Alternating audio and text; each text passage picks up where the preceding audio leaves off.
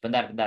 Nah, itu berarti kita itu sudah punya tameng, sudah mulai kritis dalam menyikapi dan menanggapi sesuatu. Kita harus bahkan ada yang sampai apatis, udahlah, udah. Nah, ini lebih ekstrim lagi kita bicaranya. Udah, nggak usah banyak cerita dengan saya, ya. Aku tak pergi dan nggak butuh kita lanjutkan omongan ini. Oh, itu tambah ekstrim gitu. Jadi kita nggak langsung ngomong kamu mau nipu ya, enggak. Tapi sebentar. Jadi seperti itu.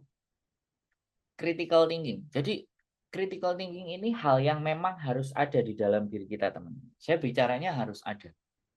Karena ini juga sebagai landasan atau ini juga sebagai bentuk di mana menjadi tameng, ya kan? Menjadi orang itu akan lebih berhati-hati